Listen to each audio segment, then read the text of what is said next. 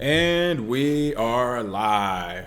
Good morning, crypto warriors, and welcome back to the Gym in the Crypto, episode 343. Today is Wednesday, February 13th, and I'm King. And I'm Bitcoin Zay, and we are here to bridge the gap between cryptocurrency and the community Monday through Friday at 10-ish. 10-ish. Oh, yeah. Welcome. And today, our stories, of course, we'll be covering Coinbase wallet, which gives users encrypted keys to back up on the Google and iCloud drives. Quadriga CX back in the news again. This story is getting wilder. Hear what happens next. XBT provider admits knowledge gaps as it postpones launch of cryptocurrency basket. South Korea's largest foreign exchange bank files 46 blockchain-related patents. NASDAQ to add brave new coin Bitcoin and Ethereum indices this month. And Overstock founder, how blockchain can make government incapable of being bribed. But before we begin, do we have a cryptic coin winner from yesterday? Well, unfortunately, we did not have a cryptic coin winner. No comments based on the pension fund that was started by Morgan Creek. However, we will have a new question today, so stay tuned to hear it. You know, actually, I believe we actually got some comments in via email. So if you're watching or listening, make sure you put your comments after the video on YouTube. That way we can check those out. Oh, yeah. What's going on, Marcellus? Good morning. Antonio, what's up? Allison, Cornelius, Valdez, Granville, No Shadow Bandit, there we go. Tessa, Donna Muhammad, good morning, all. Good morning. Everybody on Facebook as well. There we go. Okay, let's go ahead and jump over to the top story of the day. Coinbase wallet users can back up encrypted keys on Google Drive and iCloud. Interesting. So let's just go back to the whole point of cryptocurrency, people. Let's start at the beginning. Right. Let's start of why this came about. The last thing you want is Apple and Google. Rather, I don't care if they say their drives are encrypted and it can't be touched. No, you don't want Google and Apple to have the keys to your bank account. No. Plain and simple. Oh, yeah. But if you do, looks like users of Coinbase wallet can now back up their private keys on Google Drive or iCloud, according to official announcement yesterday, February 12th.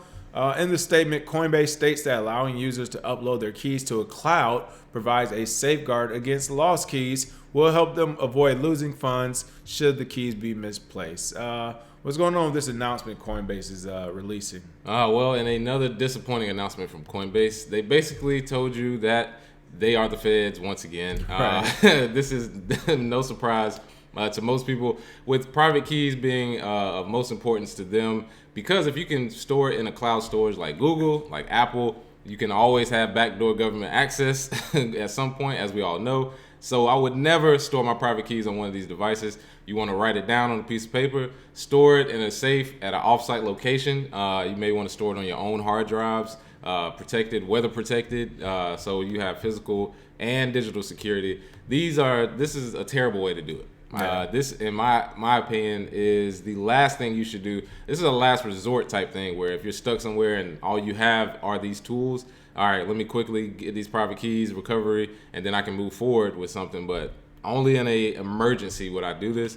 However, Coinbase is, in the news simply because they keep coming out with things, right, good or bad. They keep coming out with stuff. It keeps in the news, and I know there will be plenty of people who want the backup. People are going to use Google this for and sure. Apple. Yeah, people will use this.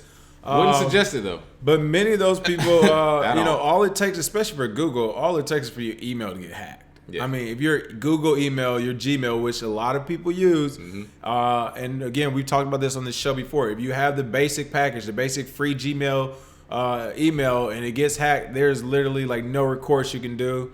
If you're lucky, you can, hit Google up on Twitter and provide them some screenshots from the earliest of emails from years ago, and they might give it back to you. But usually there's a dead case because they give out free accounts to everyone all over the world, and they literally don't put any support to really getting those back. Yeah. You do have the G Suite account, which now actually costs $1 more a month, I believe, starting this month.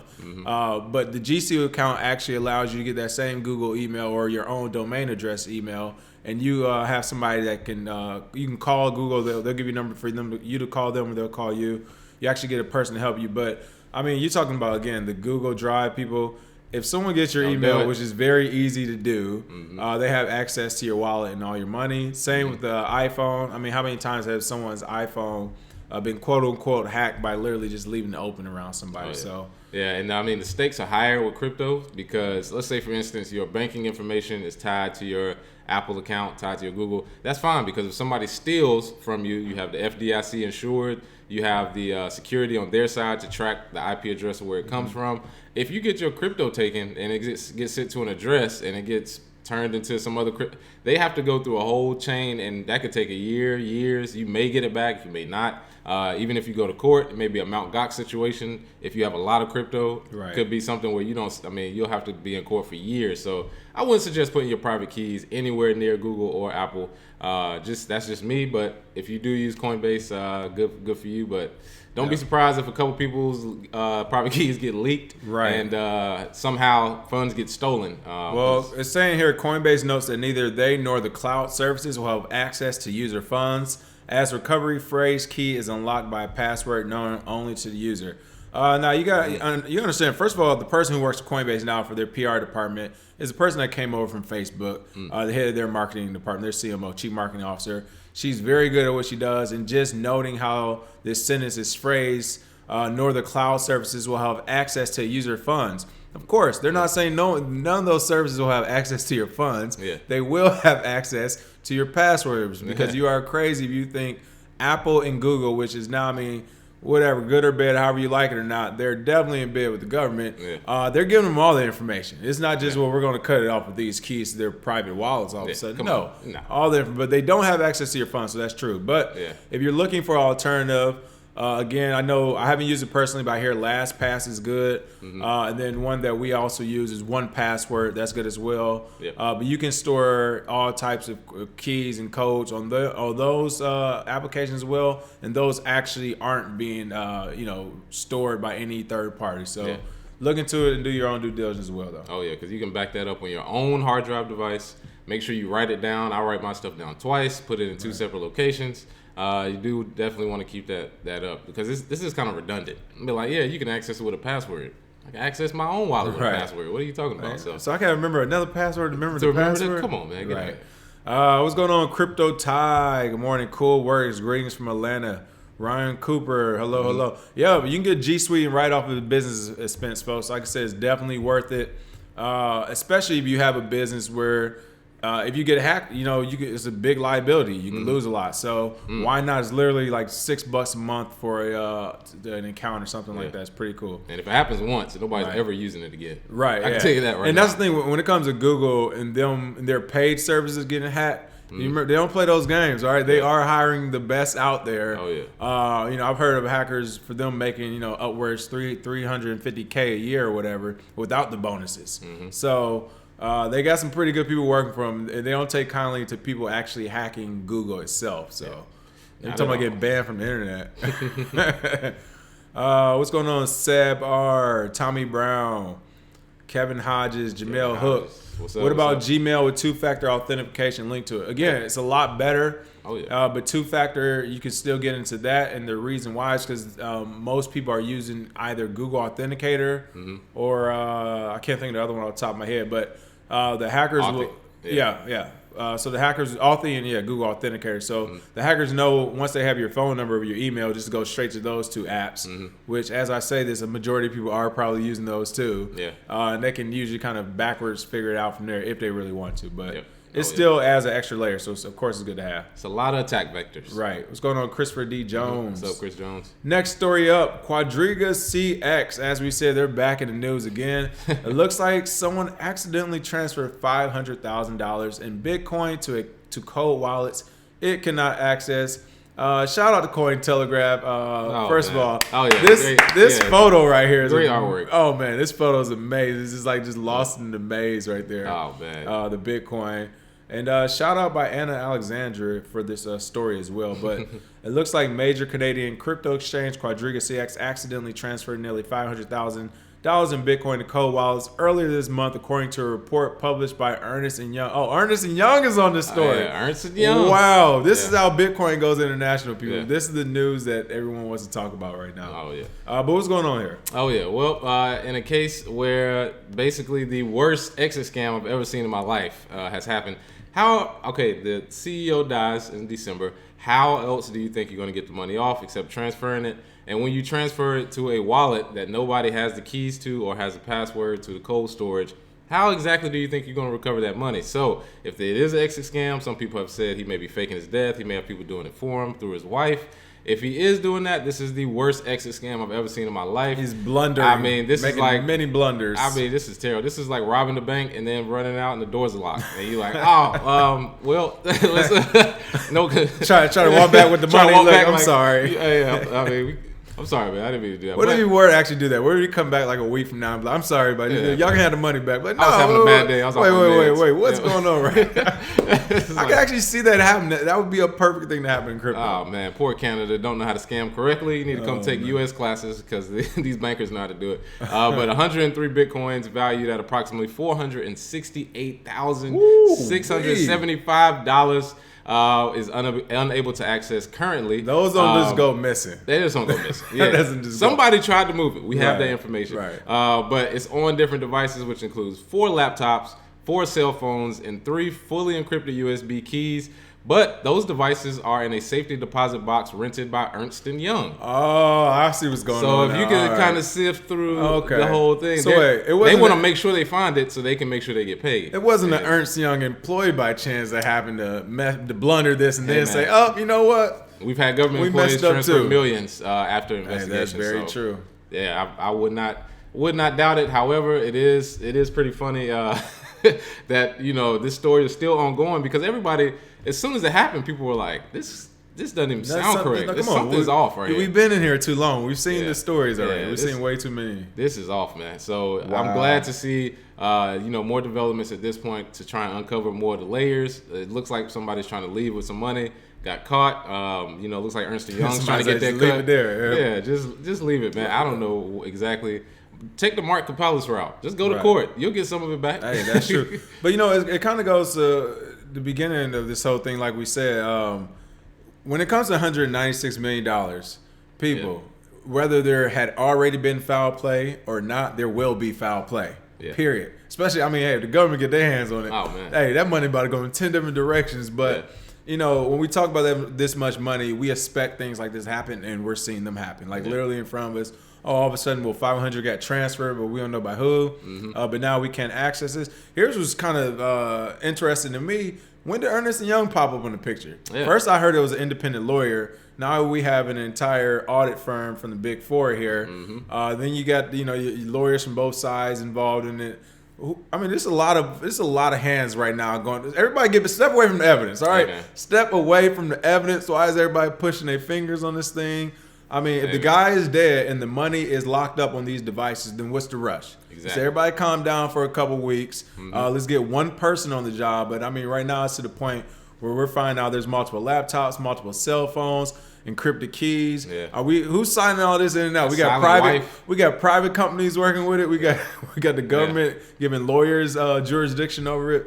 Listen, I know if it's a private company, if they have access to all this stuff, going into it necessarily not be illegal, excuse me, I don't know, but especially if it's under their property. So there's a lot going on right now. And it's much like if you watch The Wire, whenever Prop Joe got killed, when they came into the meeting, and they were like, whoever got to connect, that's who killed Prop Joe. Hey, and when Marlo showed up, Ernst & Young Marlo right now? Ernst & Young showed up like Marlo and was like, hey, man, if you got any problems, talk to my man Cheese. If you're on the west side, talk to...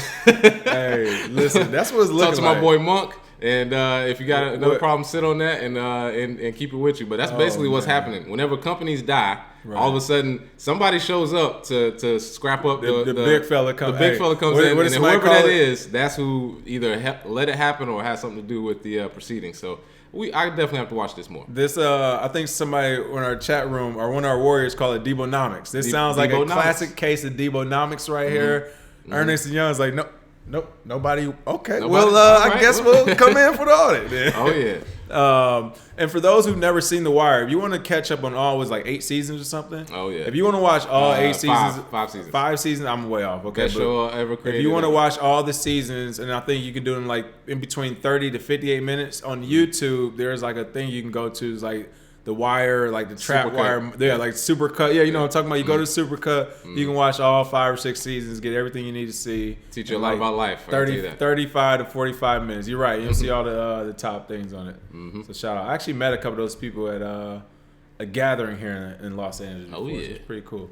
Okay, now speaking of all the money going in different directions and no one knows how to access it, XBT provider admits knowledge gaps as it postpones launch of cryptocurrency basket. Let's give them a shout out. Shout out. Listen, shout out to honesty. That's what we're doing. We told many CEOs and companies before, you know, when we talk about reviewing them or interviewing, whatever, we're like, hey, as long as you're upfront and honest, like nobody can be mad at that. This is a new technology, it's a new system. We're all learning at the same time. It's the people that disheartens us, and you know we want to steer the community away from that comes in. You know, your Ty Lopez is the experts all of a sudden, even though you never hear anything from them until the bull run, then they disappear, or the was it the James Altuchers or whatever. But looks like Swedish Bitcoin exchange traded note ETN operator XBT provider has shelved plans to offer altcoin products due to market volatility. Bloomberg reported February 13th. But speaking to the publication, XBT's CEO Laurent, I can't really pronounce this, it's KSSIS, so KISS might be a silent K, SIS, revealed the company. No vowels in that word. Right, is it no vowels? Where is this from? This is Swedish, so whoever's one of our Swedish warriors, KSSIS, let me know how to pronounce it. Too funny. Revealed the company did not have an understanding. Speaking to the publication, XBT's CEO Laurent Sis revealed the company did not have an understanding of Bitcoin hard forks and related phenomena when Swedish regulators greenlighted its plans in May 2018. Really like this CEO right here. They're quoted as saying, "It's important to ask how the community is responding to the split and who's going to support one asset versus the other." He said, adding, "If we get it wrong, these assets will drop and they're a part of the basket. We can't go back because it's in the final term sheet." True. So shout out to them before they make their business decision that's good or bad for their company, because they could have very well said, we'll just go with both of them. We'll put something out. Let the chips fall. Instead, they say, hey, we don't understand this part of the market enough. Let us go back and do our due diligence, and then we make a decision. So kudos for them. That is what we look for out of our exchange operators. Oh, yeah. And definitely knowing about hard forks and community politics are definitely one of the areas or two of the areas you have to know about when you're in crypto, because most people think, hey, I can just look online for 30 minutes, read about it, and then just go. And in all honesty, if you get on Twitter, you get on Bitcoin Talk, Reddit, you'll see a whole nother picture about a cryptocurrency that you may not have known before. So I'm glad he took a step back and decided, hey, let's learn what we need to learn and put out an actual good product before we, you know, unlike a lot of ICOs, they were just like, hey, let's just put out anything, throw a website up, and we'll solve it later. So shout out to XBT. Yeah, I was about to say the name again. This is Swedish Bitcoin exchange traded note ETN operator XBT provider. Shout out to you all. You know, kudos. This is self-regulation. Yeah. This is self-regulation. A company in the community is saying, well, let's do some more planning first before we just launch this thing. Like, regardless, like this isn't the best move forward. So. Oh yeah, in an industry full of scammers, this is good to see. Right. Very refreshing. It is refreshing. Cheers to you all. South Korea largest foreign exchange bank files 46 blockchain-related patents. Wow. South Korea's largest foreign exchange bank, Korea Exchange Bank, KRBE Hana Bank, has announced that it's filed 46 patent applications for business models related to blockchain. Business Technology News website ZDNet reports on February 13th, and this article is on Cointelegraph. What is going on over in South Korea with this bank? Oh, yeah. Well, it seems as though they're in a race with U.S. banks and others around the world to try and get as many blockchain patents as possible, even though I'm of the opinion that this makes absolutely no sense, because technology cannot be patented if you have the same technology in different countries, because patents are based on something that's global in the blockchain world. And if South Korea has a blockchain patent on something and Bank of America has it on something and it's very similar, that will, you know, kind of butt heads, but in their separate sectors, they get the money from it. So, you know, it looks like this bank is definitely joining that race. Sounds like a hustle. Sounds like a hustle to me. It just sounds like a hustle. Patent every you got to patent it in the United States and you got to do it in Korea. Yeah. So okay, all right, all right, I got it. And these applications cost money, and if they have 46 of them, they're right up there with Bank of America, who I believe has over 50 so far, and has the most by far by any bank in the U.S. So if they're at 46, they're getting close, and I believe over time these applications will be used. They'll be able to get the money from the patents. But I think people will see the game that they're trying to play because they're taking technology that's what was working before them, and then they just patent something that they added onto it. Who wants to use that? Oh, you like that air you're breathing? That's exactly. mine for now. Exactly. All the air in the region of the United States is mine. Like you can have South Korea's. Like how does this work? Sounds like the dude on Ocean's 13 where he was like, any building above 3 stories, that's my air. Like, you got to pay rent. Anything above 3 stories. Like what? What are you talking about? So that's basically what they're doing. If your business or if your project is going to use anything related to their blockchain technology, they're going to get paid off of it. So basically, keep your building at 3 stories. That is crazy. Well, yeah, the patent wars continue, I guess. The patent stimulus package, I'm not sure. You know, the one thing I realized when it comes to all this stuff, I mean, this is probably in life as well for the most part. Just follow the money. Yeah. If one's doing 46 patents, one's doing 50 patents. Walmart's got patents. Listen, there's a reason why they're doing the patents. I don't know the business of patenting technology, especially technology that technically doesn't belong to anyone. Yeah. But I'm sure there is a business model behind it, or else, like you said, Walmart, banks, those big institutions would not be doing it. And let me suggest too, if they patent it, it'll probably be a private blockchain practice. Blockchains are open source, so just remember that when you start seeing blockchain beside these names, they're private, they're run by somebody, they're just a updated database. Oh my, I can see the commercials now. It's gonna be like the Hana Financial blockchain, the Bank of America blockchain, with more security, privacy, trust. Right. Welcome to the BOFA blockchain. Yeah, whatever. Yeah, exactly. Man. NASDAQ to add brave new coin, Bitcoin, and Ethereum indices this month. Nice. What is NASDAQ doing? What type of launch is going on here? Oh, yeah. So the indices from NASDAQ. I know I was saying that wrong. That's why I passed it so quick. Oh, yeah. The Bitcoin Liquid Index and the Ethereum Liquid Index, they offer real-time prices in 30-second intervals, using NASDAQ's global index data service, which is used by traders all around the world. And this is basically solidifying its actual real use case. Bitcoin and Ethereum are the first two. I'm sure there'll be more in the future. However, this shows the price of 1 Bitcoin, the price of 1 Ethereum at its most liquid price in the market. So it should be pretty reliable, and data is needed. You can probably use the API from this feed on your website or on your desktop, as well as look at it whenever you're trying to decide to trade for yourself. So all of these institutions are getting in on it. This is just another piece of the pie with NASDAQ. Shout out to them. The only thing I would hopefully they would not do this, but I would say I would caution against this. At the end of the day, it's still a private index. So if there's ever an opportunity where, hey, we can make a lot of money, we just put this online for 5 minutes and take, hack under maintenance, take it down. Yeah. I mean, we saw with Coinbase, even though they claimed that no one in their office did any insider trading, but suddenly when Bitcoin Cash hit the market for Coinbase, all your buys and withdrawals stopped, and their system kept pumping. A lot of money was made that day by a few people. So again, they seem far-fetched, but Roger Ver came out the next day or day after or whatever, a couple days later on national TV and said there is always it's not illegal. What do you say? Insider trading. Insider trader isn't illegal in crypto. Crypto. He said something like that. So as it stands, that seems to be true. Yeah. I know the U.S. was offering $100,000 bounties on the Telegram pump and dump groups, but I don't think those were because they were doing necessarily illegal. It's because it's stealing money out of the government mouth. They would probably hit them on some tax liens. Yeah. But as far as the indexes go, again, it could be NASDAQ too. If it's not illegal and nobody's speaking up on it, is it far-fetched to think, hey, let's switch this price up for, like I said, for a quick 5 minutes, say we got hacked, go under maintenance. Yeah, hopefully not. And watch what happens. But yeah, because the audit of the software they use is pretty in-depth if it's going to get on NASDAQ. However, like we've said before, stranger things have happened. And that's my only thing. Hey, I hate to even be that guy, but at this point, like I said, we saw Coinbase literally do it already, so it's not like it couldn't. Oh, yeah. Overstock founder, blockchain can make government incapable of being bribed. When we saw this story, we clicked on it with quickness. The founder and CEO of retail giant Overstock.com, Patrick Byrne, says that blockchain can make government, quote, super efficient and capable of being bribed in an interview with MarketWatch published yesterday on February 12th. Oh, yeah. What's going on here? How can blockchain stop the government from being bribed? Oh, yeah. Well, one of the best parts about blockchain is transparency. Whether you want it, your privacy, or whether you want it open to the public, you can do that with a blockchain. And we discussed actually the South Korean Conservative Party.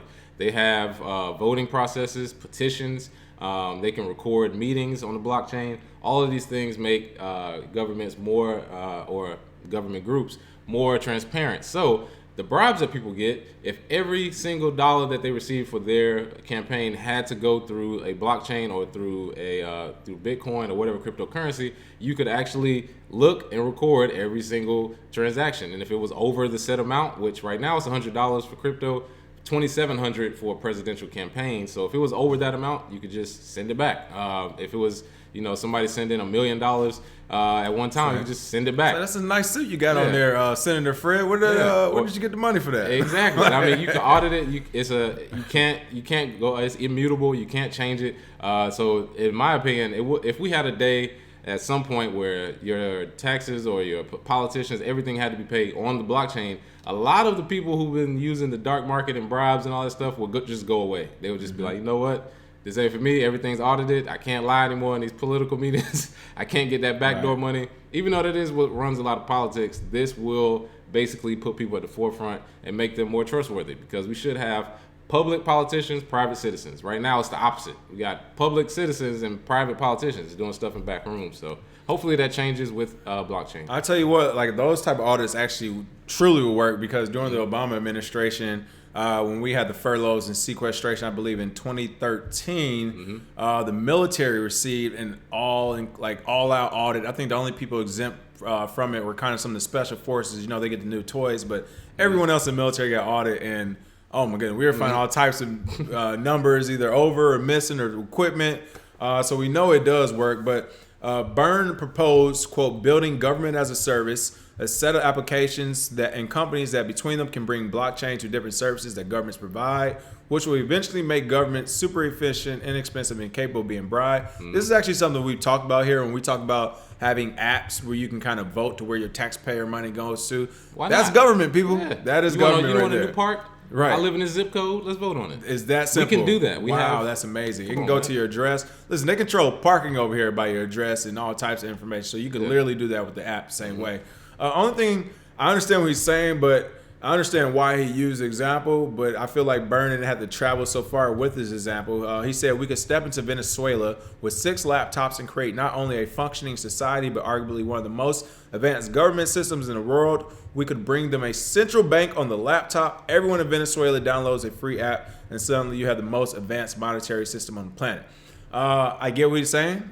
Kind of agree. I wouldn't want to make it a central bank on a laptop, but let's replace Venezuela with the United States. Why do we have to use Venezuela? Let's do it the U.S. I mean, we're rife for this type of audit and oversight as well, efficient oversight from a third party, which is a computer that is only controlled by numbers, zeros and ones. So I agree with this. We could, let's not make it 6 laptops. Let's make it 330 million laptops. Every American can get one, so they can look at what's going on in their economy and their system as well. But you're right. You can do that with a company. You can digitize everything at this point, including government. So yeah, and the fact that you can send these donations. We've already had politicians do it. Rand Paul, a guy from Colorado, I believe. It's a lot that have done it so far. But the biggest problem is when they receive it. You have haters like California. You have haters like Kansas who ban it. Even though the Federal Election Commission actually said that you can do it in 2015,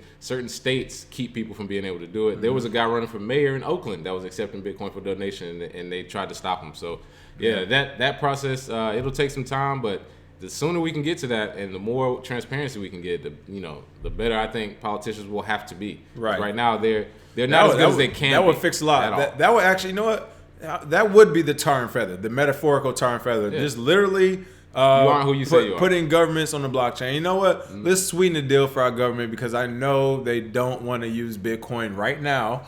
Yeah. So it's okay. Let's give them a private United States government blockchain or whatever. But as long as we can monitor every transaction the same way we could. Oh yeah. And literally, I would clean house within the year. Ryan Cooper says smart contracts for politicians.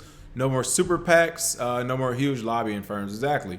If the government had to work on smart contracts too at that, wow, listen, we're talking about assassination now. Yeah, I know, right? For the free Encrypted coin, what are we doing today? Oh, yeah. So for our free Encrypted coin today, the private keys that are stored on Google iCloud, will you use it? Do you know someone that will use it? Why or why not? Also, do you think it's a good idea to store it on any mainstream service? Make sure you put your Encrypted coin address, and we'll send those free coins at the end of the week. All right. Thanks for watching. As always, make sure you smash that like and share button. And if you're listening to us on the podcast, please leave a review. And we will see you all tomorrow. Happy Hump Day. Oh, yeah.